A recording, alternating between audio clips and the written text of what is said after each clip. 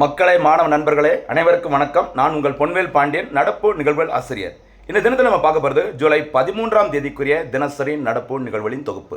First பார்க்க போகிறது தலைப்பு செய்திகள், அதனைத் தொடர்ந்து விரிவான செய்திகள், நடுவில் போனஸ் கேள்விகள், இறுதியாக சூப்பர் சிக்ஸ் கேள்வியும் நம்ம கேள்வி கேட்டு ரிவிஷனும் நம்ம பண்ணிட்டு இருக்கிறோம். அதனால் நல்ல முறையில் பயன்படுத்திக்கோங்க, தேர்வில் வெற்றி பெறுங்கள். ஆரம்பிக்கலாமா? சாரி, கொஞ்சம் உடம்பு சரியில்லை, அதனால தான் நேற்று வீடியோ போட முடியல. ஓகேவா? சரி, இப்போ நம்ம பார்க்க போகிறது ஜூலை 13ஆம் தேதிக்குரிய தினசரி நடப்பு நிகழ்வுகளின் தொகுப்புகள். அதில் ஃபஸ்ட்டு பார்க்க போகிறது தலைப்பு செய்தியில் ஃபஸ்ட்டு சூப்பரான பாயிண்ட் பாருங்கள். இந்தியாவின் 21வது பல்லுயிர் களஞ்சியம். சரியா? எது இந்தியாவோட 21வது பல்லுயிர் களஞ்சியம் அப்படின்னா என்னன்னு நம்ம கிளியராக பார்த்துட்டு, அப்படியே தமிழ்நாட்டில் உள்ள 4 பல்லுயிர் பாரம்பரிய தலங்கள் எவை, சரியா, எல்லாமே கிளியராக பார்க்க போகிறோம்.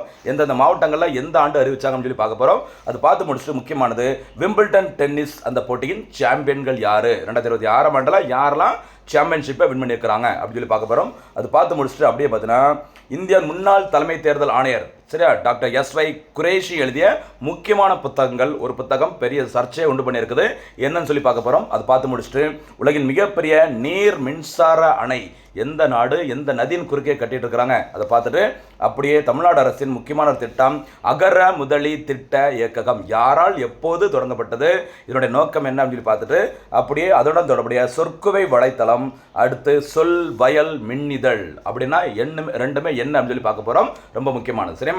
அடுத்தபடியாக ரிவிஷனுக்காக சூப்பர் சிக்ஸ் கேள்வி நம்ம பார்க்க போகிறோம். இனிமே நம்ம பார்க்க போகிறது விரிவான செய்திகள். சரிங்களா? ஒவ்வொரு நாளும் தேவையான விஷயங்களை தொகுத்து வழங்கிட்டு இருக்கிறோம். நம்மளுடைய நோட்ஸ்லாம் பிடிச்சிருந்ததுன்னா என்கரேஜ் பண்ணுங்கள், லைக் பண்ணுங்கள், சேனலை சப்ஸ்கிரைப் பண்ணிக்கோங்க. கேட்குற கேள்விகளுக்கு ரிவிஷன் பண்ணி நீங்கள் தேர்வில் வெற்றி பெறுங்க. இப்போ பார்க்கலாமா என்ன விரிவான செய்திகள்? அதில் ஃபஸ்ட்டு பாயிண்ட் பாருங்கள்.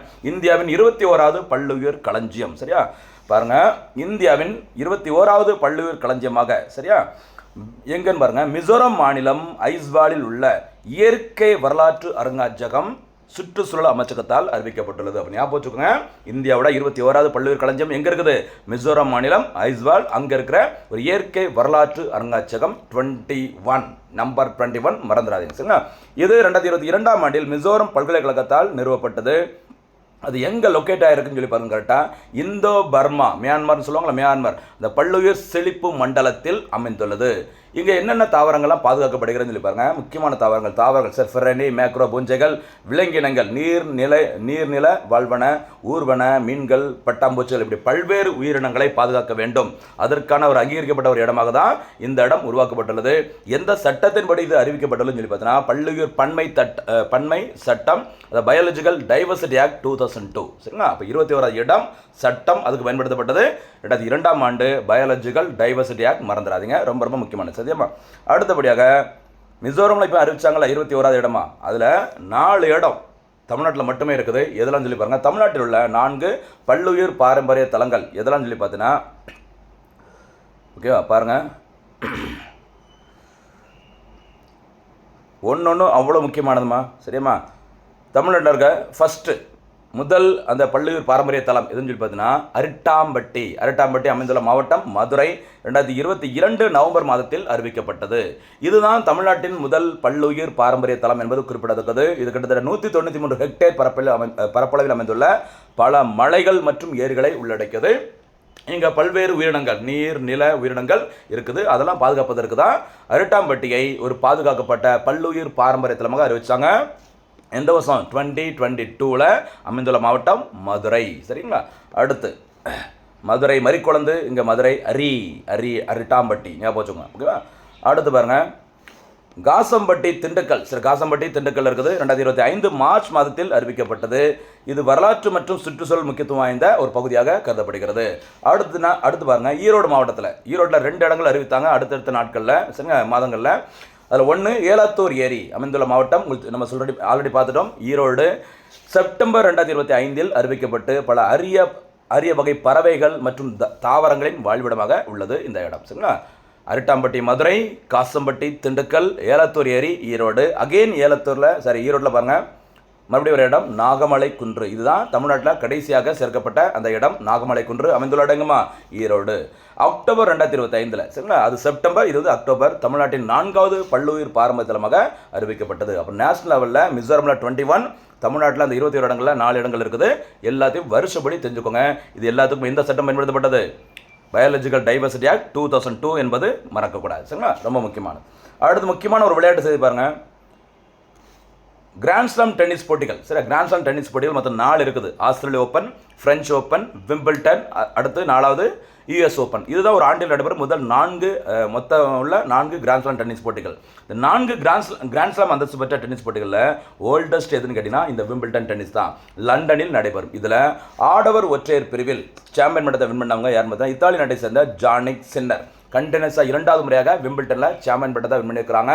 சரிங்களா, அடுத்து மகளிர் ஒற்றையர் பிரிவில் சாம்பியன் பட்டத்தை வின் பண்ணவங்க செக் குடியரசு நாட்டை சேர்ந்த லிண்டா நோஸ்கோவா. சூப்பரான பேரில் லிண்டா. ஓகேவா, அங்கே சின்னர், இங்கே லிண்டா. அடுத்து பாருங்கள், ஓகேவா, அங்கே லிண்டா. அடுத்து ஆடவர் இரட்டையர் பிரிவு, அதாவது பெரும்பாலும் சிங்கிள்ஸ் தான் கேட்பாங்க, ஜஸ்ட் டபுள்ஸ்னு தெரிஞ்சுக்கோங்க. சரியா, ஆடவர் இரட்டையர் பிரிவு மற்றும் கலப்பு இரட்டையர் பிரிவு 2 பேரையும் கொஞ்சம் ஒரு வாட்டி ரீட் பண்ணி பார்த்துக்கோங்க. சரியாம்மா. அடுத்தபடியாக ஒரு முக்கியமான ஏரியா பாருங்கள். அதாவது முக்கியமான தலைவர்கள் இல்லாட்டினா ஏதாச்சும் ஒரு பொறுப்பில் ஒரு தலைவராக இருந்தவங்க அவங்க எழுதிய ஒரு புத்தகம் ஃபேமஸாக இருந்ததுன்னா அது தெரிஞ்சு வச்சுக்கோங்க, ரொம்ப முக்கியமானது. அந்த வகையில் இந்தியாவின் 17வது சீஃப் எலெக்ஷன் கமிஷனர், தலைமை தேர்தல் ஆணையராக, எத்தனாவது 17வது தலைமை தேர்தல் ஆணையராக இருந்தவர் யாருன்னு பார்த்தீங்கன்னா டாக்டர் எஸ்வை குரேஷி அவர்கள். சரியா, ஷகாபுதீன் யாக்கூப் குரேஷி, அதான் அவருடைய ஃபுல் நேம். ஷார்ட்டா எஸ்வை குரேஷின்னு சொல்லுவாங்க. எத்தனாவதுமா 17th சீஃப் எலெக்ஷன் கமிஷனர். ஓகேவா, இந்த இடத்துல ஒரு போனஸ் கேள்வி. தற்போது இந்திய தேர்தல் ஆணையத்தின் தலைமை தேர்தல் ஆணையர் யார்? அவர் எத்தனையாவது தலைமை தேர்தல் ஆணையர்? ஓகேவா, அதை வந்து கரெக்டாக கமெண்ட் சொல்லுங்க பார்க்கலாம். சரி, ஓகேவா. எஸ்வை குரேஷி அவர்கள் எழுதிய முக்கியமான புத்தகம் 1 India and I, a 100 memories not a memoir அப்படிங்கிற புத்தகத்தை எழுதியிருக்கிறாங்க. இந்த புத்தகம் இன்னைக்கு நியூஸ் பேப்பரில் பெருசாக வந்துடுது. அது காரணம் சரியா, மன்மோகன் சிங் அவர்கள் நான் வந்து சூசைட் பண்ணிடுவேன் அப்படிங்கிற மாதிரி சொல்லியிருக்கிறாங்கன்னு சொல்லி தலைப்பு செய்தியில் போட்டிருந்தாங்க. சரியா, இதை பற்றி டீட்டெயிலாக பேப்பரில் பாருங்கள். ஓகேவா, India and I, a 100 memories not a memoir அப்படிங்கிற புத்தகத்தின் ஆசிரியர் எஸ் குரேஷி அவர்கள். இது மட்டுமல்ல, and undocumented wonder, the making of the great Indian election, அது ஒரு புத்தகம். அடுத்து தி பாப்புலேஷன் மித் இஸ்லாம், இது கொஞ்சம் சர்ச்சைக்குள்ள ஒரு புத்தகம் தான். Islam, family planning and politics in India. ஓகேவா, அடுத்த புத்தகம் the great march of democracy. அடுத்து லாஸ்ட் ஒன் டெமோக்ரஸிஸ் ஹார்ட்லேண்ட். இந்த எல்லா புத்தகமே டெமோக்ரஸின்னு வந்ததுனால மேக்ஸிமம் யார் போட்டோங்க, எஸ்வை குரேஷி அவர்கள், மறந்துடக்கூடாது. சரியாம்மா, சூப்பர். அடுத்து போகலாமா, லாஸ்ட் இன்னொரு புத்தகம் இந்தியாஸ் எக்ஸ்பெரிமெண்ட் வித் டெமோக்ரஸி, அதுவும் எஸ்வை குரேஷி அவர்களால் எழுதப்பட்டது. அடுத்து முக்கியமான ஒரு ஜாகிரபி சம்மந்தப்பட்டு பாருங்க, வேர்ல்டு ஜாகிரபி. உலகின் மிகப்பெரிய நீர் மின்சார அணை, சரியா, world largest hydro electric power station, ஒரு டேம் பாருங்க, எங்கன்னு பாருங்க, திபெத்தில் உள்ள யார்லுங் சாங்போ. நம்ம பிரம்மபுத்திரான்னு சொல்லல, பிரம்மனின் புத்திரன். இந்தியாவில் ஆண்கள் பேரில் ஓடுற ஒரே ஒரு நதி, பிரம்மனின் புத்திரன் என்று அழைக்கப்படும் நதி. அந்த நதிக்கு சைனாவில் என்ன பேர் சொல்லுவாங்க, யார்லுங் ஷாங்போ அப்படி சொல்லுவாங்களே. அந்த நதியின் குறுக்கே சீனா உலகின் மிகப்பெரிய பிரம்மாண்டமான ஒரு நீர் மின்சார அணையை கட்டமைத்து வருகிறது. சீனா கட்டி வரும் இந்த மெடாக், என்ன பேருமா, மெடாக் ஹைட்ரோ பவர் ப்ராஜெக்ட். ஓகேவா, நம்முடைய இந்தியாவின் அருணாச்சல பிரதேச மாநிலத்தின் எல்லையிலிருந்து 50 கிலோமீட்டர் தொலைவில் உள்ளது. சரிங்களா, சரி, இது ரீசனாக எதுக்கு நியூஸ் வந்திருக்கு அப்படின்னா, இது சரி கிடையாது, பெரிய லெவலில் பிரச்சனை ஃபியூச்சரில் வரப்போகுது அப்படின்னு சொல்லிட்டு சீனாவை சேர்ந்த முக்கியமான ஆய்வாளர்கள் அறிவிச்சிருக்கிறாங்க. என்னன்னு சொல்லி பாருங்க, சவுத் சைனா மார்னிங் போஸ்ட் வெளியிட்டுள்ள அறிக்கையின்படி சீன புவியியல் ஆய்வு அமைப்பின் மேற்பார்வையில் வெளியான ஆய்வறிக்கை ஒன்றில் இந்த அணை சரியா அமையவிருக்கும் அந்த பகுதிக்கு நேரடியாக வைசன் ஃபால்ட், என்ன பேருமா, வைசன் ஃபால்ட் என்ற ஆபத்தான நிலப்பரப்பு பிளவு கோடு இருப்பது கண்டறியப்பட்டுள்ளது. இதனால் அந்த பூமிக்கு அடியில் உள்ள சரி அந்த அணை அமைக்கக்கூடிய அந்த பூமியோட அடிப்பகுதியில் பார்த்தீங்கன்னா பாறைகள் பலவீனம் அடைந்து அணை மற்றும் சுரங்கங்களின் நிலைத்தன்மையை பெருமளவில் பாதிக்கும் அப்படிங்கிற மாதிரி ஒரு எச்சரிக்கை விடுத்திருக்கிறாங்க சீனா நாட்டை சேர்ந்தவர்களே. சரிங்களா, என்ன நடக்க போகுதுன்னு தெரியல. இதில் ஒரு பெரிய பிரச்சனை, நம்முடைய அருணாச்சல பிரதேசம் பக்கத்தில் இருக்குது இந்த டேம். சரிங்களா, ஓகே, பார்த்துக்கோங்க. அடுத்து முக்கியமான ஒரு திட்டம் பாருங்கள், பழைய திட்டம் ஆனால் இன்றைக்கி நியூஸ் பேப்பரில் வந்திருக்குது. சரியா பாருங்கள், அகர முதலி திட்ட இயக்ககம். சரியா, தோற்றுவிக்கப்பட்ட ஆண்டு 1974. இதை தோற்றுவித்தவர் யார், உருவாக்கியவர் யார் பார்த்தீங்கன்னா அப்போதைய தமிழக முதலமைச்சர் திரு கலைஞர் மு கருணாநிதி அவர்கள் தான் இதை வந்து உருவாக்கியிருக்கிறாங்க. சரியா, இதோட நோக்கம் என்னன்னு சொல்லி பாருங்கள். அகர முதலி திட்ட இயக்ககத்தின் முக்கியமான நோக்கம் தமிழில் வீரமாமுனிவர் தொகுத்த சதுரகாதியை, சரியா, சதுரகாதியை படித்து அதன் பொருள் அறிந்து கொள்வது இலகுவாக இல்லை என்பதால் அதன் தமிழ் சொற்களை தமிழ் அகராதியாக தொகுப்பதே என்னுடைய முக்கியமான நோக்கம். சார் ஈஸியாக எல்லாரும் புரிஞ்சுக்கணும் அப்படிங்கிறதுக்காக தான் இந்த திட்டம் தொடங்கப்பட்டது. எப்போ 1974 யாராவது தொடங்கணுமா? கலைஞர் அவர்களால் தொடங்கப்பட்டது. சரிங்களா? இந்த இயக்ககம் 2018ஆம் ஆண்டில் சொற்குவை அப்படிங்கிற திட்டத்தை தொடங்கியிருந்தாங்க. எடப்பாடி கே பழனிசாமி அவர்கள் முதலமைச்சராக இருக்கும்போது சொற்குவை திட்டம் தொடங்கப்பட்டது. ஆயிரக்கணக்கான லட்சக்கணக்கான தமிழ் வார்த்தைகளுக்கான சரியான அர்த்தம், ஆங்கில வார்த்தைகளுக்கு நிகரான தமிழ் வார்த்தை எல்லாமே பார்த்தீங்கன்னா ஆன்லைன் மூலம் எல்லாரும் தெரிஞ்சுக்கணும், அதற்காக தொடங்கப்பட்டது சொற்குவை. ஞாபகம் வச்சுக்கோங்க. இந்த அகர முதலி திட்ட இயக்கத்தின் ஒரு பகுதியாக தான் சொற்குவை 2018 தொடங்கினாங்க. அதே மாதிரி சொல் வயல் என்ற மின் இதழும், சரியா, மின் இதழும் தொடங்கப்பட்டது. எதன் கீழே தான்? அகர முதலி திட்ட இயக்கத்தின் சார்பில் தான். ரொம்ப ரொம்ப முக்கியமானது, ஞாபகம் வச்சு, சரியா? அகர முதலி திட்ட இயக்கம், சொற்குவை, அடுத்து சொல் வயல், எல்லாமே பார்த்துக்கோங்க. சொற்குவை அப்படிங்கிறது வலைதளம், சொல் வயல் அப்படிங்கிறது மின் இதழ், மறக்கக்கூடாது. சரியா? அடுத்தபடியாக நம்ம பார்க்க போகிறது இந்த தினத்திற்கான சூப்பர் 6 கேள்விகள். முதல் சூப்பர் 6 கேள்வி, எது இந்தியாவின் 21வது பல்லுயிர் களஞ்சமாக அறிவிக்கப்பட்டுள்ளது? எந்த மாநிலத்தில் இருக்குது? சரியா? அப்படியே தமிழ்நாட்டில் உள்ள 4 பல்லுயிர் பாரம்பரிய தலங்கள் எவை? கரெக்டாக வரிசையாக எந்த மாவட்டத்தில் இருக்குது, எந்த ஆண்டு அறிவிக்கப்பட்டது? ஆர்டர் படி 1 2 3 4 சொல்ல பார்க்கலாம். தேர்ட் ஒன், உலகின் மிகப்பெரிய நீர் மின்சார அணை எங்கு அமைக்கப்பட்டு வருகிறது?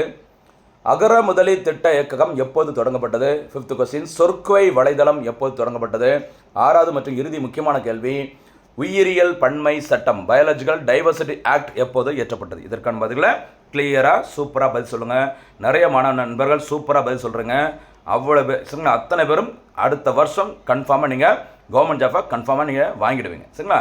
நீங்கள் மற்ற வீடியோ பார்க்குற மற்ற மாணவர்களும் சூப்பராக இந்த நடப்பு செயலை பார்த்துட்டு பயனடைந்து தேர்வில் வெற்றி பெற அனைவருக்கும் என்னுடைய பெஸ்ட் விஷஸ். சரிங்களா? மீண்டும் சந்திக்கலாம். நன்றி, வணக்கம்.